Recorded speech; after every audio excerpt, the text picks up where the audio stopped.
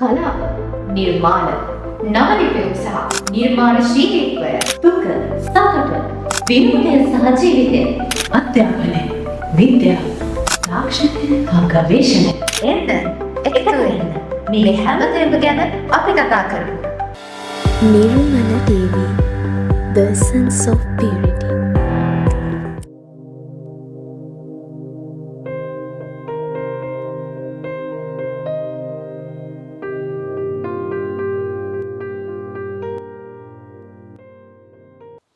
අයිබෝවන්. අද අපි සාකච්ඡා කරන්නේ නූතන ළමා පරපුරේ විවිධ මානසික හා සමාජීය තත්ත්ව පිළිබඳව. අපේ අවශ්‍යතාවය වන්නේ සමාජයේ මේ වෙනස් වන පසුබෑම් වලට අනුව අපේ ළමා මානසිකත්ව පරිසරය නිර්මාණය කිරීම. ඉතින් අපේ සුහද කතා බහට එකතු වෙලා ඉන්නේ වසර 20ක විදුහල්පති අධ්‍යක්ෂකවුන් ලද ඇය නිතැතින්ම සදාදරණීය මවක්, ආදරණීය බිරිඳක්, ආදරණීය කාන්තාවක්. ඇය නමින් ආර්.සී. උදේශිකා විදුහල්පතිතුමිය. ඉතින් ආයුබෝවන් කියලා පිළිගන්නවා. ආයුබෝවන් මුතුමිට. ඉතින් විදුහල්පතිතුමියනි, මම පළවෙනි ප්‍රශ්නේ විදිහට ඔබතුමියකින් අහන්නම්. දැන් නූතන සමාජීය තත්ත්වයක් එක්ක නිර්මාණය වෙලා තිනවා ඉතාමත් තරඟකාරී අධ්‍යාපන ක්‍රමයක්. මේ තරඟකාරී අධ්‍යාපන ක්‍රමයක් එක්ක ළමා මානසික තත්ත්වය කොහොමද සම්බන්ධ වෙන්නේ? ඇත්තටම හොඳ ප්‍රවේශයක්. සමාජයට දැන් වර්තමානයේ තියෙන ප්‍රවණතාවය වලට අනුව ගැටලුවක්. මේක අපි කරන්ට් ඉෂුව එකක් විදිහට දකින්න පුළුවන්. මේ සමාජ ක්‍රමය තුල වර්තමානයේ එක වසරේ ඉඳන් දරුවාගේ පාසල් අධ්‍යාපනයේ ආරම්භ වන මොහොතේ ඉඳන් මහා තරඟයකට දෙමව්පියෝ නැඹුරු වෙලා තියෙනවා. පාසලට ළමයි ඇතුළත් කරගන්න, ශිෂ්‍යත්ව පාස් කරගන්න, එතනින් එහාම O level, A level මේ කඩයින් පසු කරගන්න විශාල තරඟයක ඉන්නවා. මේ තරඟය නිසා දරුවාත් එක්ක දෙමව්පියෝ ආර්ථික ගැටලුවකත් නියැලෙනවා කියලා අපිට දකින්න පුළුවන්. පාසල් පද්ධතිය තුල මේ දරුවත් එක්ක දෙමව්පියෝ මේ ගත කරන කාලේ පුරාවටම සමහර දරුවන්ට අත්විඳින්න සිද්ධ වෙන ගැටලුකාරී තත්ත්වයන් නිසාවෙන් සමාජයේ මම හිතනවා ගොඩක් කතිකාවතක් ඇති වුණොත් මේක වර්තමානයට ගැලපෙනවා කියලා. ඒ පිළිබඳව කතා කිරීමට මම මේ මැදිරියට ගෙනීම සම්බන්ධයෙන්ුත් මම ඇත්තටම ස්තුතිවන්ත වෙනවා මේ කාලීන මාතෘකාවක් නිසාවෙන්. විදුහල්පතිතුමිය සඳහන් කරා දැන් ළමයිගේ මානසික තත්ත්වය දැන් මේ තරඟකාරී අධ්‍යාපන ක්‍රමයක් එක්ක වෙනස් වීමකට භාජනය වෙලා තියෙනවා කියලා. ඉතින් පාසල් අධ්‍යාපනයේ විශේෂ සමගාමී ක්‍රියාකාරකම් අපි දන්නවා තියෙනවා කියලා. ඉතින් ඒ වගේ දායකත්වය කොහොමද මේ මානසික තත්ත්වයට එක්ක සැබදෙන්නේ? ඇත්තටම කියනවා නම් අධ්‍යාපනය කියන්නේ විෂය කරුණු පමණක් නෙවෙයි. විෂය සමගාමී සහ විෂය බාහිර කරුණුත් එක්ක සැබැදි අධ්‍යාපන රටාවක් තමයි අපේ රටේ නිර්මාණය වෙලා තියෙන්නේ. ඒක ඇත්තටම හොඳ අධ්‍යාපන ප්‍රවණතාවයක්. විෂය බාහිර ක්‍රියාකාරකම් සහ විෂය සමගාමී ක්‍රියාකාරකම්. නමුත් වර්තමානයේ මේ තරඟකාරී බව නිසාවෙන් ඒ වගේ ගිලිහිලා යනවා දරුවෝ. උදාහරණයක් විදිහට ක්‍රීඩාවකට නැඹුරු වෙන්න කැමති නැහැ. ඒ වගේම දරුවෝ අපි හිතමුකෝ සෞන්දර්යාත්මක කටයුතු වලට ඒ වගේ දේවල් වලටත් නැඹුරු නොවි තමන්ගේ අධ්‍යාපනය කියන එකම පාඩම් කිරීමම ඒ දරුවගේ ඉලක්කගත විභාගෙම හිතාගෙන දරුවට මහා පීඩනයක් ලබා දෙනවා දෙමව්පිය විසින්. එන්නේ ඒ අවස්ථාවේදී දරුවෝ පීඩනය තුල තමන්ගේ ජීවිතේ හැලහැප්පීම් වලට ලක් වෙලා ඒව තුල සමහර විට මානසික ව්‍යාධි වලට පවා නැඹුරු වෙන ස්වරූපයක් වර්තමානයේ තියෙනවා. වර්තමානයේ රිසර්ච් වලින් අපි අඳුනගෙන තියෙනවා 18% තනිකමින් පෙළනවා දරුවෝ. 20% මේ දරුවන්ට මේ තනිකම දරා ගන්න බැරුව ඉන්නවා. ඒ වගේ විවිධ ප්‍රශ්නවල ඉන්න දරුවොත් එක්ක තමයි අපි මේ සමාජයේ පාසල් පද්ධතිය ගෙන යන්නේ. ඒ නිසාවෙන් වර්තමානයේ මේ දරුවෝ වෙනුවෙන් යමක් විය යුතුයි යන කතිකාවත ප්‍රබල ලෙසම තියෙනවා. පාසල් විෂය සමගාමී ක්‍රියාකාරකම් වගේම පාසලේ දැනට නූතන තත්ත්වයේ පවතින මේ තරඟකාරී ස්වරූපයත් එක්ක ළමයින්ගේ මනස ගොඩනැගිලා තියෙනවා මට බැහැ. මට මේක කරගන්න බැරි වෙයි. එහෙම නැත්නම් මට මේක කරගන්න පුළුවන්ද? ඉතින් මේ ළමයින්ගේ මිදුණු මානසික තත්ත්වය සහ දරුවන් කොහොමද මේකට මුහුණ දෙන්නේ? ඇත්තටම සෙව්වන්දි අපි කියන්න ඕනේ මේ හොවර්ඩ් ගාර්ඩන්ගේ බහුද විද්‍ය න්‍යායට අනුව මේ බුද්ධීන් 10ක් දරුවෝ තුළ තියෙනවා දැන් වර්තමාන වෙනකොට. අපි හිතමු ළමයෙකුට අකුරු ලියන්න බෑ කියලා. ඒ ළමයා අකුරු ලියන්න බැරි වුණා කියන එක ඒ ළමයාගේ ජීවිතේ පරාජය වෙන්න හේතුවක් නෙවෙයි. එයාට තියෙන ඊට වැඩිය විවිධ දක්ෂතා. සමහර විට එයාට කම්පියුටර් එකෙන් අකුරු ලියන්න හැකියාව ලබා ගන්න පුළුවන්. ඒ වගේම එයාට සංගීත පැත්ත එතනින් එහාට ගිය එයාගේ මොනවා හරි ක්‍රීඩාවක් සංවර්ධනය කරගන්න පුළුවන්. නමුත් අපි අකුරු ලිවීමේ කිවීමේ හැකියාවම මත ඉඳලා දරුවෙක්ව තීරණය කරන එක ඇත්තටම වැරදි. ළමයින්ගේ පසුබෑමත් එක්ක මේ මානසික ගැටලුත් එක්ක යම් යම් අවස්ථාවලදී දෙමව්පියන්ගේ මිදවැටීමත් අපිට ආරංචි වෙනවා. ඉතින් ඔබතුමිය මොකද්ද මේ සම්බන්ධව දරන අදහස? ඇත්ත වශයෙන්ම පවුලක් කියන්නේ දරුවෝ සහ ගෙදර අම්මා තාත්තා එකට බොහොම සහයෝගයෙන් යන ගමනක්නේ. මේ ගමන තුලදී දරුවගේ අධ්‍යාපනය කියන එක පවුලේ මූලික දෙයක් වෙනවා. ඒ මූලික දේ හරියට වෙන්නේ නැතිකොට අම්මා තාත්තා අතර වුණත් යම් යම් ප්‍රශ්න ගැටලුකාරී තත්ත්වයන් නැති වෙනවා. ඒ නිසාවෙන් සමහර අවස්ථාවල අපිට හම්බෙලා තියෙන මේ දරුවගේ අධ්‍යාපනය නිසා අම්මා තාත්තා වෙන් වෙච්ච අය ඉන්නවා. ඒ වගේම අම්මා තාත්තා හැමදාම දුකෙන් ඉන්නේ දරුවා ගැන හිත හිතා. ඒතර මේ ප්‍රශ්න මත ජීවත් වෙන මිනිස්සු තුල ඇත්තට මේ කේන්තියාම ඒ වගේම ප්‍රකෝපකාරී ක්‍රියා මේ තුල ආදරී සෙනෙහස පලා යනවා. අන්න ඒ නිසාවෙන් දරුවා පාසලට ඇත්තටම සක්‍රීය දායකත්වයක් දක්වන්න ඇති ස්වභාවයක් තියෙනවා. එතකොට නිර්මාණය වෙන විපතිත දරුවෙක්. ඒ කියන්නේ පාසල අතරමැදදී මෙයා කඩාගෙන වැටෙනවා. පාසල් ඉන්නේ නැතිව අත්හරිනවා. එතකොට ඒ දරුවගේ ජීවිතේ පාසල් අධ්‍යාපනයේ එතරින් හමාර වෙනවා. ෆිසික්ස් 2027 අමිත් පුසැල්ල. විදුහල්පතිතුමියනි, යම් අවස්ථාවක දෙමව්පියන්ගේ යම් යම් ගැටලුකාරී තත්ත්වයන් නිසා ළමයින්ගේ මානසික තත්ත්වය බිඳ වැටීම අපිට ඕනෑ තරම් සමාජයේ දැක ගන්නට පුළුවන්කම අපිට ලැබිලා තියෙනවා. ඉතින් ඒ ගැන අපේ දෙමව්පියන්ට මොන වගේ උපදේශක්ද ඔබතුමියට දෙන්න පුළුවන්? ඇත්තටම කියනවා නම් දෙමව්පියන්ගේ විවිධ බැහැවීම් තියෙනවා. අපි දන්නවා මේ සමාජෙ ගොඩාක්ම අපි ආගමික සිද්ධාස්ථානයකට වැඩිය වෙන වෙන අපි හිතුවොත් ඔය ඇබ්බැහිවීම් වලටනේ යන්නේ නතු වෙලා තියෙන්නේ. එතකොට ඒ ඔස්සේ අම්මා තාත්තගේ තියෙන නරක පුරුදු දරුවන්ට බලපානවා.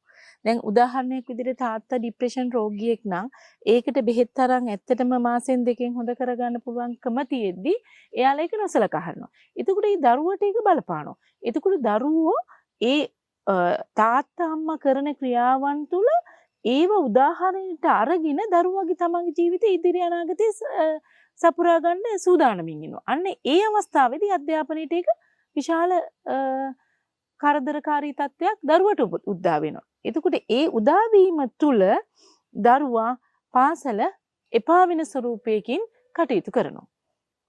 ඉතින් ඊටාම පැහැදිලි ළමා මානසිකත්වයේ උප්පත්තියේදීම 120ක වගේ ප්‍රමාණයක් තමයි මනස වැඩිලා තියෙන්නේ. ඉතින් ඉතුරු 80ම ඔබගේ දරුවාට ඔබ දෙන අත්දැකීම් ප්‍රමාණය අනුව තමයි මනස ගොඩනගන්නේ. එය තමයි අපේ මනෝවෛද්‍ය උපදේශකතුමිය ඔබට සඳහන් කරේ. ඉතින් විදුහල්පතිතුමියනි, නූතන සමාජයේ දරුවන් වෙනුවෙන් වගකීම කෙසේ විය යුතුද? දැනට මොන වගේ වගකීමක්ද අපේ සමාජයේ දරන්නේ?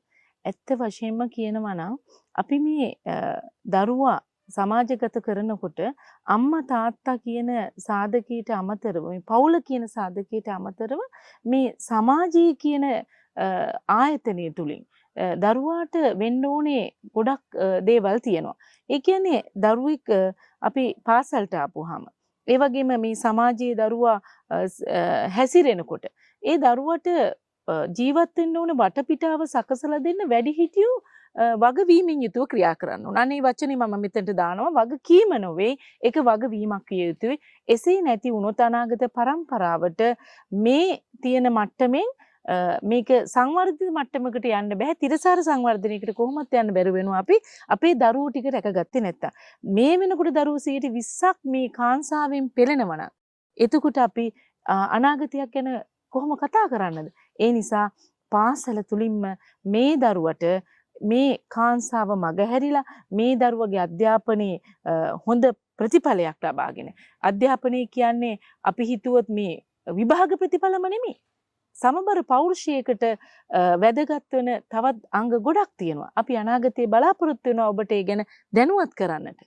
තේසාරය සමග කිරිපිටි සීනි පමණට මුසු කළ පියෝඩේල් හැඳි දෙකක් උණු වතුරට එක් කරන්න. තත්පර 30කින් ස්වාභාවික කිරිතේ රස විඳින්න. හැමදාම මේ වගේ ආදරේ කියලා දෙන්න. පියෝඩේල් එක්ස්ප්‍රස් කිරිතේ. ෆිසික්ස් 2027 අමිත් පුසැල්ල නවපන්ති අරඹයි. ඉතින් මෑත් සමග කතිකාවතේ යෙදමින් සිටිද්දී ඔබ සියලු දෙනාම දන්නා පරිදි ඇය බපගම් උඩුගහ වල්පොල ඒකාබද්ධ විද්‍යාලයේ ගම්පහ කලාපයේ වසර 20ක විදුහල්පති පුහුණුව ලද විදුහල්පතිනියක් ඒ වගේම මනෝවෛද්‍ය උපදේශිකාවක්. හැබැයි ඔබ නොදන්නා තවත් එක් පැතිකඩක් ඇයට තියෙනවා. ඇය නමින් කිරි අම්මා වෙනවා. ඉතින් ඒ කිරි අම්මා කතාවට මොකද්ද තේමාව වෙලා තියෙන්නේ? මොකක්ද ඒකේ වටපිටාව? ඇත්තට මේක දිග කතාවක්. ඒක මම කියන්නම ඕනේ මේ අවස්ථාවේ. නැත්තම් ඒකේ අර්ථය වැරදි විදිහට තෝරා ගනී කියලා මට හිතෙනවා. මගේ විදුහල්පති භූමිකාවේ මට හම්බ වෙනවා හරි ලස්සන ප්‍රදේශයක තියෙන පුංචි කඳු ගැටයක තියෙන පාසලක් මට දුෂයින් මතක් වෙනවා. එතකොට මේ පාසල වැලිකඩ කනිෂ්ඨ විද්‍යාලයේ මම යනකොට මේ පාසලේ දරුවන්ට 36ක් මන්ද පෝෂණයේ තියෙනවා කියලා මට මේ ආරංචි වෙනවා. මම පාසල් පද්ධතියට ගියාට පස්සේ ඉස්සෙල්ලාම පාසලේ කරන්නේ ඉස්සෙල්ලාම පාසල මම අවලෝකනය කරගන්නවා. මේ පාසලේ තියෙන ගැටලු මොනවද? මේ පාසලේ සම්පත් මොනවද? මේ පාසලට මගින් කෙරෙන්න ඕනේ මොනවද කියන එක මම ඉස්සෙල්ලාම අධ්‍යයනය කරනවා. ඒතර මට ආරංචි වෙනවා මේ දරුවෝ මන්ද පෝෂණයෙන් පෙළනවා කියලා. එතකොට මට ඇත්තටම දුප්පත් පාසලක් මමත් ඒ වෙනකොට දුප්පත් මේ මම පත්වීම අරගෙන කෙටි කාලයක්. එතකොට මේ පාසල ආවට ජනවසම වතු තියෙනවා ලස්සන නිල්ල ගැසූ තනකොළ තියෙනවා. මම තනකොළ වලට හරි ආසයි. නිල් පාටට ආසයි. අපේ පරිසරයේ ඇඟේ තියෙන්නේ. ඒ නිසා මේ තනකොළ වලට මොනවා හරි වටිනාකමක් දෙන්න පුළුවන් කියන එක මගේ හිතේ පොපියනවා. ඊට පස්සේ මම එක්සෑම් ඩියුටි කරනකොට බින්දු සමන්ත කියලා සර් කෙනෙක් හම්බ වෙනවා. සර්ගේ ගෙදර කිරි හරක් 4 දෙනෙක් ඉන්නවා. මේක දෙන්න බැරුව ඉන්නවා කාටවත්. ඔන්න මට හොඳ අවස්ථාවක් ආවා. මම කිව්වා සර් කිසිම කෙනෙකුට දෙන්න එපා. ඔය හරක් ටික මට දෙන්න. මගේ තනකොළ තියෙනවා, මගේ වපසරිය තියෙනවා මේ ගොල්ලන්ට හොඳට වැඩෙන්න. ඒ නිසා අන්නේ හරක් 4 දෙනාගෙන් පටන් අරගෙන කිරි හරක් ව්‍යාපෘතියක් මම පටන් ගන්නවා. මේ කිරිහරක් ව්‍යාපෘතිය පටන් ගන්න ඔය කතාව මුල පුරාණ ඉස්සෙල්ලා මට හම්බ වෙනවා මම පුංචි කාර්යයක තමයි ඈත දුර බැහැර ඉස්කෝලේකට යන්නේ. මේ යනකොට මේ වෙල්ලෙපෙනැල්ල මේ තියෙන තැනකින් තමයි යන්නේ. එනකොට දරුවෙක් මම හිතනවා එයා අර අපේ ඉංග්‍රීසි පොතේ හිටිය මුරු වගේ ළමෙක් කොණ්ඩේ බොකුටු පිරිමි ළමෙක් මේ තනකොළ කපා ඉන්නවා. තනකොළ කපනකොට මට ඇත්තටම හිතුණා මේ ඉස්කෝලේ යන වයසේ දරුවෙක් ඇයි මේ තනකොළ කපන්නේ?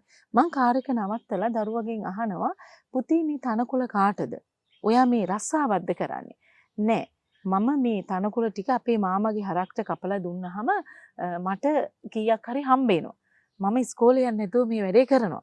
ඉතින් මට හරි දුක හිතුණා දරුවගේ ආර්ථිකය නෙමේකට ප්‍රශ්න වෙලා තියෙන්නේ. ඒ නිසා මං දරුවගෙන් ඇහුවා ඇයි පුතේ සල්ලි හින්දාමද? නෑ මම මේ හරක්ට හරි ආදරේ. එතන යට ගිය තව දෙයක් මට ආරංචි වුණා. ඊට පස්සේ මේ දරුවගේ හොඳම මේ විනෝදාංශය තමයි හරක් එක්ක ඉන්න එක. හරක්ට තනකොළ ටික කපලා දෙන එක, හරක්ට වතුර ටික දෙන එක. මෙයා හරි ආසාවෙන් කරනවා. මෙයාට හොඳට කිරි දවන්නත් පුළුවන්. ඉතින් ඇත්තටම ඒක ආර්ථික සංකල්පයකට දාපුවම හොඳ ව්‍යවසායකත්වයක් ගොඩ නැගෙනවා මෙතනින්. ඒක මට සිතවිල්ලත් අනුව අර බින්දු සමන්තසේගේ හරක් ටිකත් එකතු කරලා මම ව්‍යවසායකත්වයක් ගොඩ නගනවා පාසල තුල කිරිහරක් ව්‍යාපෘතියක්. ඇත්තටම මේ කිරිහරක් ව්‍යාපෘතියෙන් ගොම ටිකෙන් ඒ දරුවත් කුෂිකර්මයේ සරුත් එකතු වෙලා මුළු ඉස්කෝලේම අස්සද්දනවා. හොඳ අවස්ථාවක්. ඊට පස්සේ දෙමව්පියෝ එකතු වෙනවා. දෙමව්පියෝ එකතු වෙලා අන්තිමට කිරිහරක් 70 දක්වා සංවර්ධනය කරගෙන දරුවන්ට කිරි දෙනවා. අහල පහල ඉස්කෝල වලටත් කිරි දෙන්න අපිට හැකියාව තිබ්බා. ඒ අතීතයක්. ඉතින් මේ අතීතයේ තුල මම හිතනවා ඒක සමන්ත හෙටක් කියලා විෂුවල් එකක් පවා නිර්මාණය වෙලා තියෙනවා. එතකොට මේ විශිෂ්ට විවහාර වලින් ලංකාවේම ප්‍රථම ස්ථානය ගත්තා. මේ සමන්ත හෙටක් කියන කිරිහරක් ව්‍යාපෘතිය තමයි කිරියම්මා නිෂ්පාදනය කළේ. ඔන්න ඕකයි ඒ කතාව. කිරියම්මා කියන නමට ඇය යථාර්ථවාදී අර්ථකථනයක් දීලා තියෙනවා. ඇය නිතැතින්ම මට සුහද කතාබහේ යෙදීම තේරුණා ඇය සදාදරණීය මෑණියක්. ඉතින් මනෝවෛද්‍ය උපදේශිකාවක් කිව්වම කෙනෙකුගේ මනසට ඊටාම සමීප වෙන්නට ඕන. ඇයට ඒ හැකියාව උප්පත්තියෙන්ම ලැබුණ එකක් දෝ කියලා මට හිතෙනවා. ඉතින් විදුහල්පතිතුමියනි තවත් පැන දෙකක් මට ඔබගෙන් විමසන්නට තිබෙනවා. නූතන සමාජයේ දරුවන් වෙනුවෙන් අපි සැබවින්ම ළමා කාලයක් නිර්මාණය කරලා තියෙනවද? එයාලට මේ ළමා කාලය කියන එක සැබවින්ම ලැබෙනවද? අපේ කාලේ අපිට සෙල්ලම්බත් උයනවා, වෙල්ලිපනැල්ලේ දුවනවා, ඒ වගේ කාලයක් තිබුණා. ඉතින් දැන් ඉන්න සමාජයට මේ ළමා කාලය කියන එක තියෙනවද? හරි වැදගත් ප්‍රශ්නයක්. ඇත්තටම අපේ පුංචි කාලේ ගත්තාම අපිට මෙච්චර කොටු වෙච්ච සමාජයක් තිබ්බේ නැහැ. ජනගහනය අතින් ඒ වගේම ආර්ථික ප්‍රශ්න අතින් අපේ දෙමව්පියන්ට මෙච්චර ප්‍රශ්න තිබ්බේ නැහැ කියලා මම හිතනවා. නමුත් අද වර්තමානයේ වෙනකොට ඒ සියල්ලගෙම කොටු වෙලා අපේ දරුවන්ට ඒකේ වාසිය අත්විඳින්න වෙලා තියෙනවා. ඒ කියන්නේ පාඩුවක් දරුවන්ට වෙන්නේ. දරුවන්ට වෙලා තියෙන්නේ මේ අම්මගේ තාත්තගේ තියෙන ආර්ථික ප්‍රශ්නත් එක්ක ඒ කාලෙත් එක්ක මේ දැවන්ත තරංගයක් යනවා. රේස් එකක් යනවා අපි. මේ රේස් එකේ වැටෙන එක්කෙනා වැටිලා පොඩි වෙලා අර චීන මහපාකාරයේ ගොඩ නැගුවා වගේ. අපි යාව මේ යට කරගෙන තමයි ඊතුරු එක්කෙනා නිර්මාණය වෙන්නේ. අන්න ඒ වගේ සමාජ ක්‍රමයක මේ දරුවන්ට ළමා කාලය කියන එක ඇත්තටම හීනයක් වෙලා තියෙනවා. එක අතකින් ළමෙක් චුට්ටක්වත් එහා ගෙදරකටවත් ගිහිලා සෙල්ලම් කරන්න බැරි පරිසරයක් තියෙනවා. ඒකම දරුවෙකුට ඒ කාලේ ගන්න බැරි පරිසරයක් තියෙනවා. හවසට පන්ති යන්න ඕනේ, ඉස්කෝලේ යන්න ඕනේ. අර එහෙම කියලා චූටි කාලේ ඉඳන්ම මම හිතනවා මේ මොන්ටිසෝරි ඉඳන්ම දරුවන්ට දැන් නිර්මාණය වෙලා තියෙනවා මේ තරංකාරී බව. ඒ නිසාවෙන් ළමයා අත්දැකීම් ලබන්නේ මම හිතන රොබෝලා වගේ. මේගොල්ලන්ට මානසික නිදහසක් නැහැ. ඒ නිසා මෙයාලා මේ හිත තුල තෙරපගෙන ඉන්න දේවල් කියන්න කෙනෙක් නැහැ. ඒ වගේම වෙලාවක් නැහැ. අර යාළු සංගමයක් නැහැ. එතකොට අපේ කාලේ අපිට හිටිය යාළුවෙක් හරි මොනවා හරි දෙයක් කියන්නේ. නමුත් අද දරුවන්ගේ හරි සෝචනීයයි. මම දැක්කා එක දරුවෙක් ඉන්නවා. ඒ දරුවා විතරයි ගෙදර ඉන්නේ. ඉන්ටර්නැෂනල් ස්කූල් එකකට යන්නේ. මේ දරුවට ප්‍රශ්නයක් අහපුවම මෙයා පොඩි බබෙක් අරගෙන මේ බබාට කියනවා මේ අහන්නකොට ඉඩි මට තියෙනවා ප්‍රශ්නයක්. ඔයයි ගහ ගන්නවද? ඔන්න ඔය විදිහට දරුවා ප්‍රශ්න කියන්නේ අර ටෙඩියට. අජීව සංකල්පයක් දරුව තුල ගොඩ නැගිලා. ඇත්තටම සෝචනීයයි. දරුවට ළමා කාලේ දෙන්න වටපිටාවක් අපිට ඇති වෙලා නැහැ.